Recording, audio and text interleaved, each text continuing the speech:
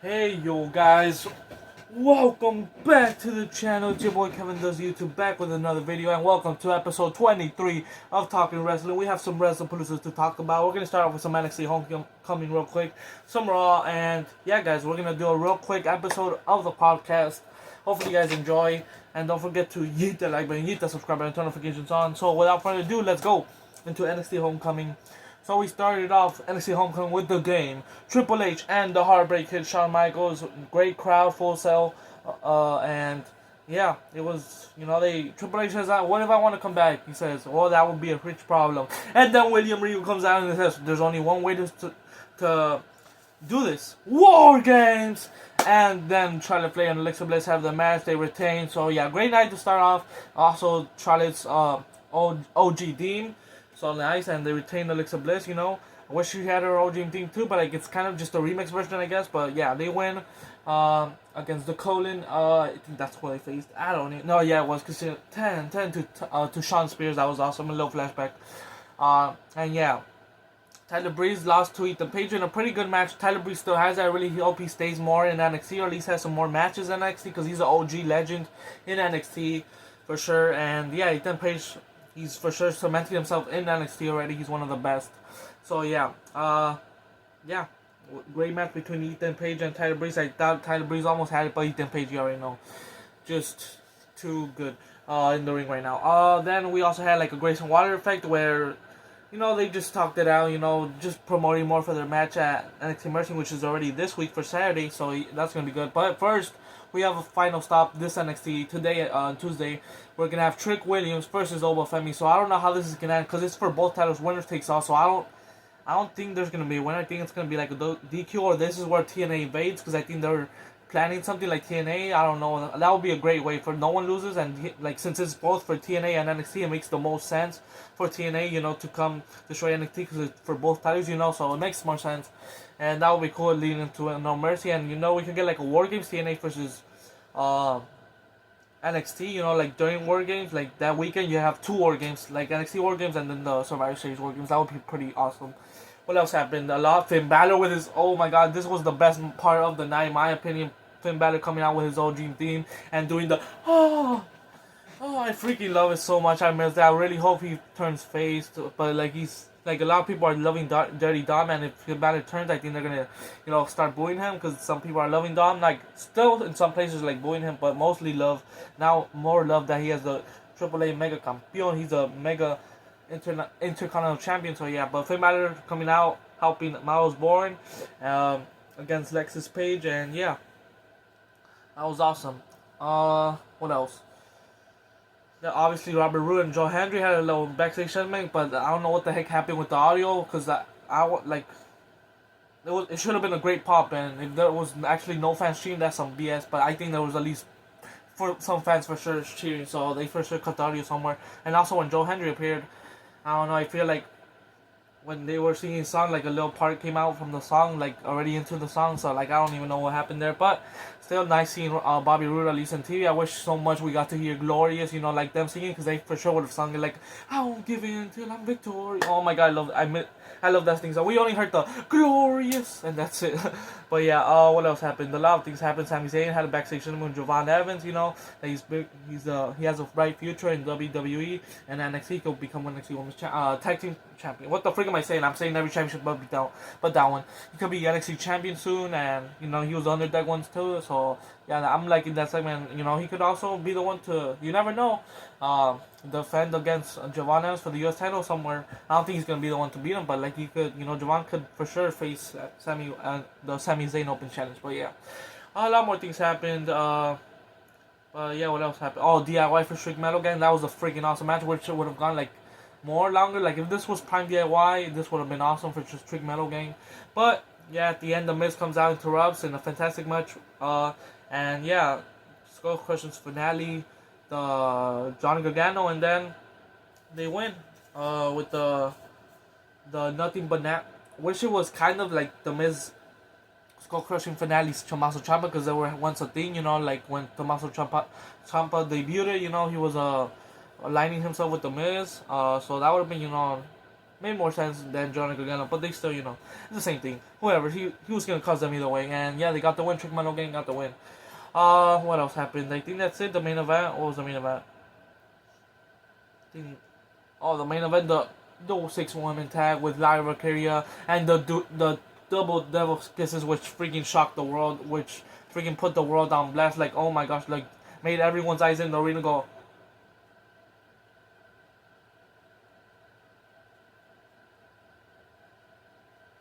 What have I just seen? And Burger Team he's freaking, I don't know what he's doing. He's got to pop his neck apparently or something. I don't know, but yeah, they shut it out. Burger, Stephanie, Rhea, and Lyra Valkyria put up the win, and Rhea pinned the NXT Women's Champion. So I don't know if she getting a test shot probably, but yeah. Also, thanks to Lola Vice. So yeah, we got a lot of NXT legends. We got some people from NXT right now, and it was just a great NXT homecoming. Now we're moving on to Wrestlepalooza. Yeah, we start off with Brock squashing Cena. Why? Just why? We have some good news about John Cena that just came out this morning, which is awesome. But why do you have to squash John Cena? You wasted a freaking appearance. Like, if you would have returned Brock Lesnar, let's just say, like, at the Royal Rumble. He returns, maybe you have this match, Brock versus Cena at, like, Elimination Chamber. That would have been fine. Obviously, that wouldn't make sense. But have this match actually for the championship. Who cares? Brock Lesnar versus John Cena, yes, it wouldn't make sense. Actually, just restart this whole retirement tour. Have John Cena, get second to Jey Uso. Have Jey Uso win, that's fine. Have him win the Elimination Chamber. This time face Gunther. No turn heel, no Rock involvement, no nothing of that. And then we got Gunther versus John Cena for the World Heavyweight Championship. John Cena wins, or maybe he doesn't, who knows. But if he wins it, and then down the line he could face like Brock Lesnar as a face, for the World Championship, and not have a squash match and have a good match. But yeah, or just have him, like, you could have him face Brock Lesnar and squash them, like, in the upcoming matches, because he hadn't won a match in a long time, and that could have made it more into the storyline. But it just screwed everything up for at least, for sure, the match. But I don't know, this retirement tour hasn't been what we wanted, but now we're getting something we want, and that is John Cena versus AJ Styles. It is happening, guys. Thanks to John Cena saying something in Twitter, or maybe it's maybe Triple H probably wanted him to, like, type all that and make it into a little storyline since he has no match, and just to challenge someone, and basically the fans chose what we wanted, and they chose AJ Styles. So AJ Styles says, let's do it, and now Triple H confirmed that it's gonna be the phenomenal one, AJ Styles versus the GOAT, the greatest of all time, John Cena. And now this one they better not freaking screw up. This better be a 15, like, this better be better than Cody. This better be his best retirement tour match for sure. Like, it could be up there with Cody. That one was a banger, but it should freaking be better than Paul and all the other matches. Like, don't get me wrong, he's had some bangers except for this Brock match. But he's had some bangers, and I know this one's gonna be a banger. This has to be a minimum 4.75 match. Come on now, John Cena can go. We already seen that. Maybe he'll be a little hurt, from the Brock match, but yeah. But we're getting that. That helps us a little bit more. That maybe. But they should have done this, like. Why have this squash match? Like, there's no point of having John Cena squash match in 2025, or for sure in his retirement tour. Like, that's just messed up. Like, yes, Brock Lesnar came back. Yes, he's a freaking giant. Obviously, you want him to, like, sell him as the Beast. Like, he never lost a step. Like, he's still the Beast. He's more stronger than ever. This is like 2014 Brock Lesnar all over again. And this was even worse. Like, at least in SummerSlam, they had like a 10-minute plus match. But now this was like, well, not even the correct 10 minutes. I don't know. It's just my goal just getting devastated by Brock Lesnar. Yes, he got 3 AAs, but they could have done so much more. They could have wasted those 3 AAs for the final match and win him like that, or they could have done at least something better, like Brock Lesnar does 3 F5s after, and John Cena kicks out. And then maybe he keeps beating him more, and maybe John Cena gets some more advantage, and then, Brock Lesnar still wins. I would have been fine with Brock winning, even though I don't want him to win. Against at least for sure John Cena, he's a retirement tour. But, like, have it at least been, like, 5 more minutes, of John Cena getting more advantage, because he only got, like, those 3 AAs, and that's it, probably. So, yeah, I don't know. I'm just wasting so much time in this, but it just sucks that my goal got basically squashed. Yes, he got some advantage, but, like, that's crazy, SummerSlam 2014 all over again. Some kids were even crying. He still went back to the AA, to F5 them. I thought it was going to end with John Cena winning and maybe a show of respect, but no. Even though this is a final match for sure, he still F5 them. So, like, I don't know what's the point of F5 even after the match. Just, leave. You already won the match. Let him have his respect from Indianapolis. But he just got devastated, so I don't know what the heck happened. But let's just move away from that. That got me a little pissed because, I love John Cena. Brock Lesnar, he's alright in the ring. Like, don't get me wrong, he's a freaking beast. Like, he lives up to his name, but, whatever. Let's just talk about this. The greatest of all time. He'll come back stronger against the Phenomenal One. It's going to be a banger match, hopefully. Hopefully, they don't mess this up this time.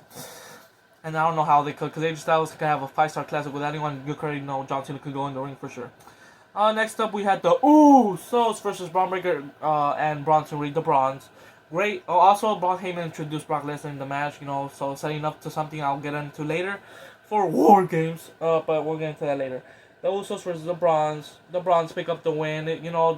LA Knight, was a special guest referee, by the way. He let some things go, like a little chair, Jimmy Uso, some tables got involved, spears to the Usos got involved, and then Jey Uso at the end twisted himself open, I think with the chair, as he was hitting Braun.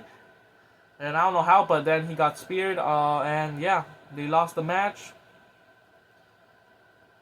I almost hit LA Knight with a chair. It was a decent match. It wasn't the best, but now they're getting the rematch next week in Raw in a tornado tag match, so I hope this time maybe it's a better match, but either way, it wasn't the worst match. It needed what? It needed to be, I guess, it had to be, the Bronze going over, having a win over the Usos. Yes, the Usos haven't been in a tag team match in a while, or they did have one like this year, but together. And they came out to their OG theme song, Day One is whipping down since day one. Oh, let's go, I freaking love that. And then they transitioned into Jey Uso Yeet. But, yeah. It was a decent match, and the Bronze ended up beating the Usos, and then Jey Uso, there's still more.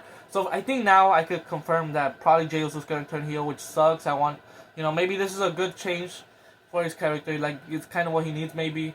And we could maybe enjoy it. So, yeah.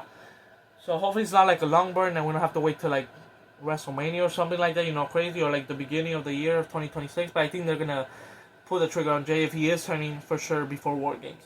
And I'll get to that later on. But yeah, the Bronze win and beat the Usos in a pretty decent match. It was basically a tornado tag match, but now they're actually having it in Raw. Then we had Stephanie McMahon in a freaking insane instant classic match against Io Sky. I know these two were gonna go crazy. The freaking Raw after Mania match was just a little teaser of what they can do, and they proved out here, freaking just going crazy and winning. Like, she hit Devil's Kiss and SV.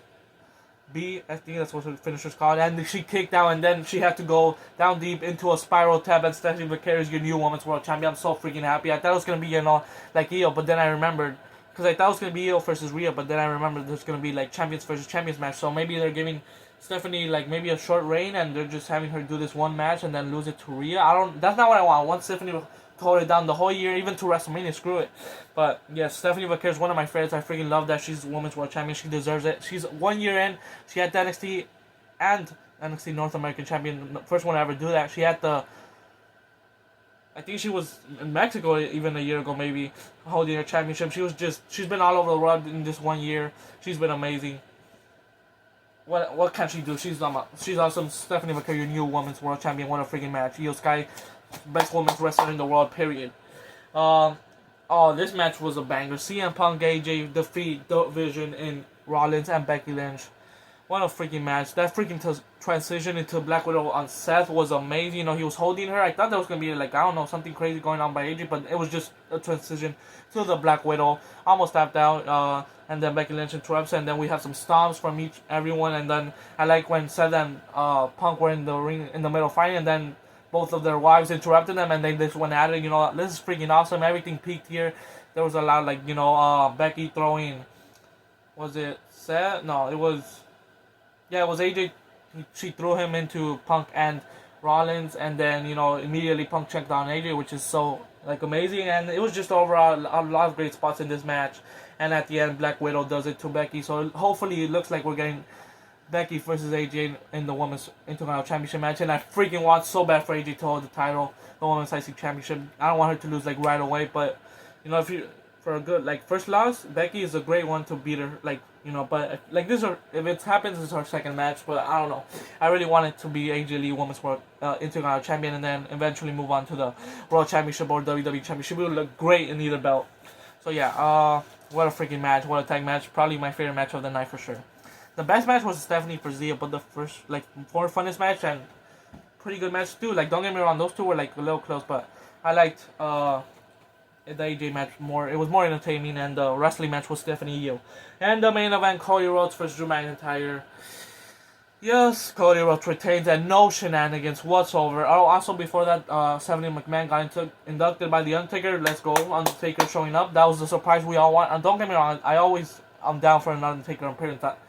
That's fun. I mean, also Stephanie getting inducted, that's fun. But I wanted, like, when Triple H surprises, I thought meant like Randy Orton RKOing Cody Rhodes or Drew McIntyre, or costing how those the original plans that Randy Orton was going to cost Cody Rhodes. And imagine Drew McIntyre winning. That would have been so fun. That would have been maybe some shocking moments from streamers, for sure. For me, when watching, I thought Cody Rhodes would retain. He did, obviously, but in an alternate universe or version of this Wrestlepalooza main event, we could have Randy Orton costing Cody Rhodes, Drew McIntyre. Yes, Cody Rhodes would have won it back, but that gives us that shock factor. The first ever ESPN event, Cody Rhodes loses the championship right away in his first match to Drew McIntyre.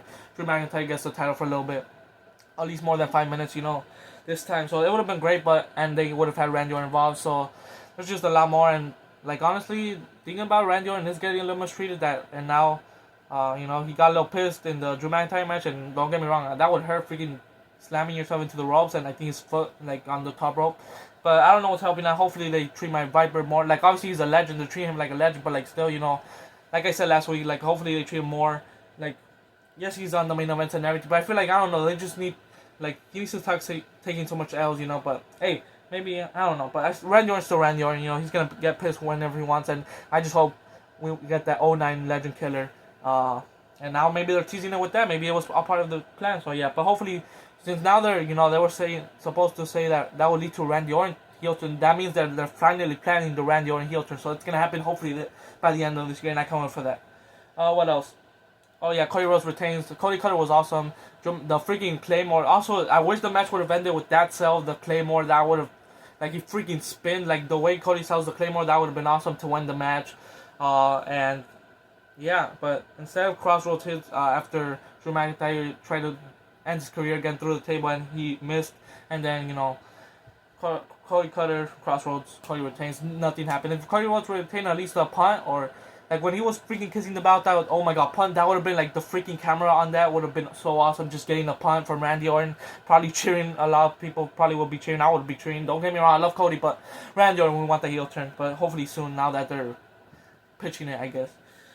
So yeah, the show ends with no shenanigans, just Cody on top. And I guess that's always right. Like, a lot of people, want like stuff to happen. Like, imagine SummerSlam would just end with Cody. Like, a lot of people would have been pissed, but it ended with Brock Lesnar. Like, now this ends with like nothing, and like people are pissed. So I get it, So, but like that, Randy Orton would have been good. Like, I'm fine with like ending with a normal match, just like a normal match. Cody wins, that's it. But like, it was the first ESPN. If they do that like at Perth, Australia, and like the second one, that's fine. But it's the first one. Triple H said like he kind of like sold it wrong. Like, Triple H, like, it's gonna be the biggest PLE ever, or like it's gonna be huge. It's the first ESPN event, and just like that was just Cody winning, which is fine. But like not for the first ESPN event. I don't know, whatever. I'm just saying too much in this. Like, from the squash match to the ending, I don't know, but.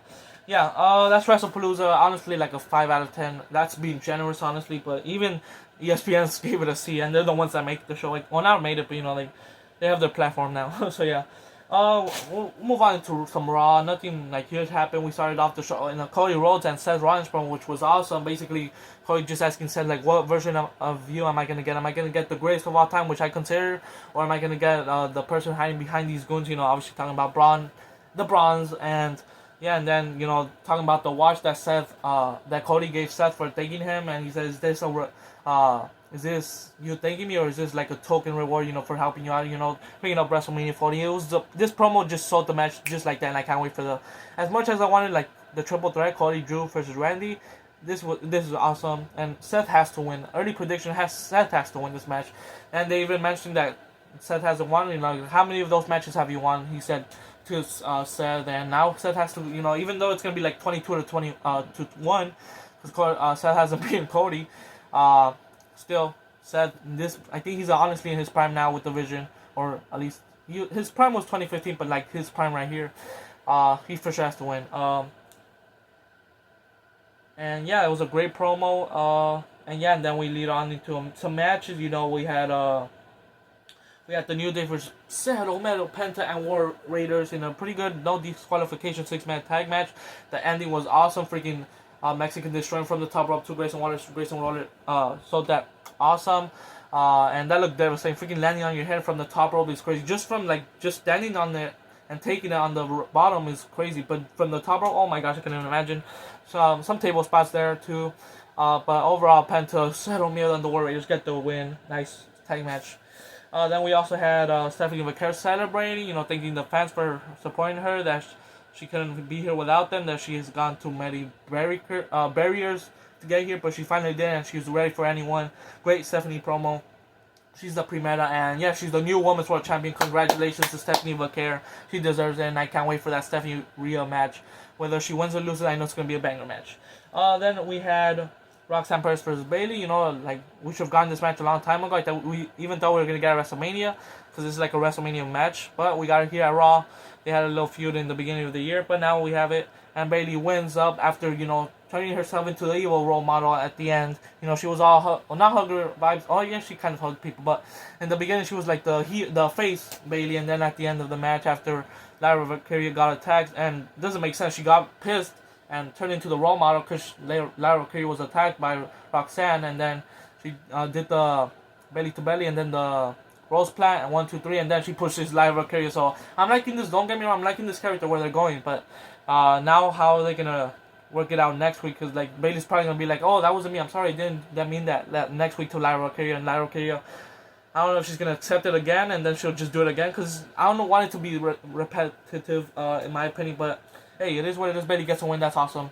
And yeah, she pushes Lara Valkyria and, starts calling idiots and all that. So that's a role model. We ended up the night with a role model Bayley. Next week we'll probably have both. So I'm liking it where they're going, but don't get too, repetitive. Next up we had JD versus Rusev. Rusev destroyed JD. Don't get me wrong, JD is freaking awesome in the ring. That match was incredible. JD, I'm liking that he's getting some few cheers after that freaking head bump he took a while back from the neck on the freaking landing on the announce table a few months back.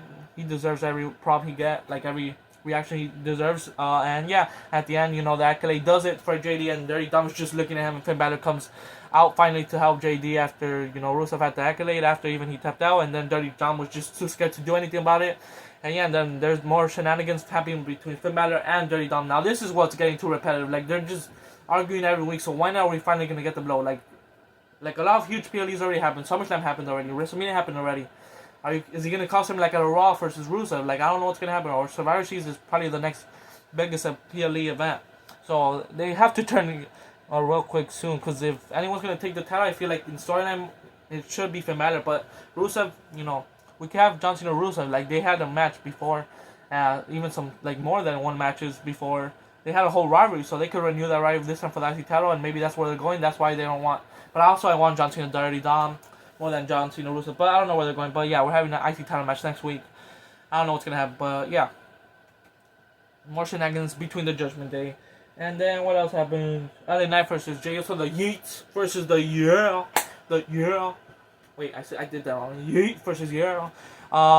Yeah, more shenanigans. Pretty good match. At the end, the Bronze come out, interrupt LA Knight. They're going for LA Knight, and then Jey Uso takes advantage, spear Uso splash, and leaves LA Knight there to get buried by the Bronze. And as soon as they're about to do something, Jimmy Uso gets a chair and helps him, and Jey Uso just leaves. So that's why I think it's gonna confirm that he's turning heel.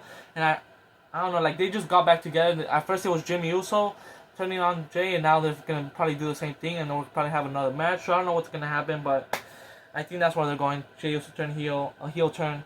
And yeah, even Cody talked to him backstage, are you good? And then Jey Uso was just signing himself on the championship, so he wants to go for sure. So it doesn't matter who. It doesn't mean Cody Rhodes or Seth Rollins. But yeah, I'm guessing Cody Rhodes at this time if he's going heel turn, But we'll see what happens in the next coming weeks and PLEs. So yeah, and then the main event, Rhea Ripley versus Asuka. Oh my gosh, a freaking main event worthy of any PLE WrestleMania for sure.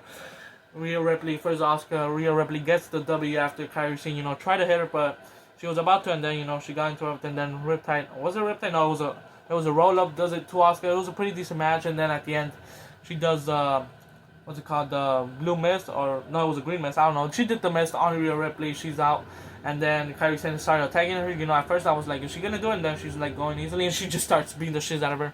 And then Io Sky comes out to the rescue for Rhea Ripley, standing, stop, back away. And then, as she's, they're shaking hands, Asuka and her, Io, and then Io Sky takes a nasty, back fist to the face, and Asuka turns on Io Sky, and Kairi Sane starts attacking her too. So we're for sure getting the tag match Rio versus Kairi Sane and Io Sky. I did love like the Kairi, the whole. Hopefully they keep doing that with Kairi, because at the end Kairi still looked like what did I just do? But we'll see what happens. But we're for sure getting this match to have Rhea in Australia. So yeah, and that was rough for you folks. Asuka has turned heel finally on Io, and yeah, I'm liking where they're going, because they're going with the whole family vibe. We're family, like thanks to Asuka we're here, and that's why Kairi Sane stayed on Asuka's side. But now Io has a friend in Rio, so now it's gonna be a time match. I can't wait for that. And that was the wrestling podcast, folks.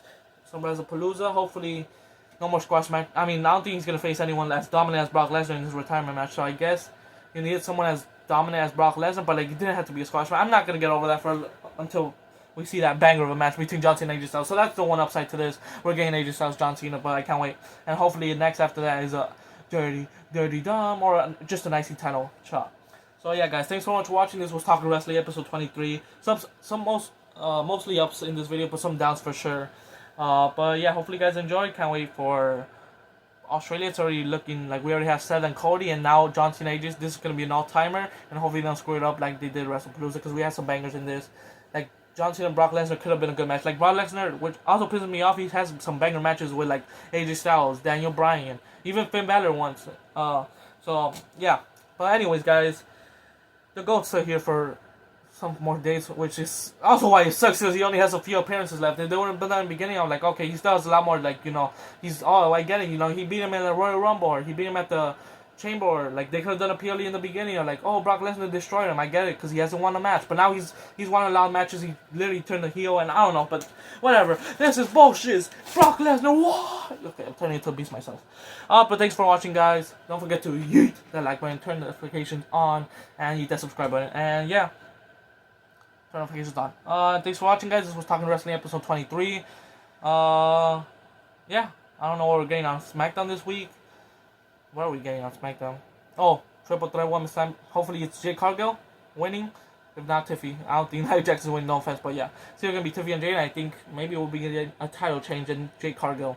She is on the poster, so maybe a little teaser, but yeah, I think Jade Cargill will win it. We'll find out this week, and hopefully we get some Viper this week in Randy Orton. And yeah, thanks for watching, guys. Peace out.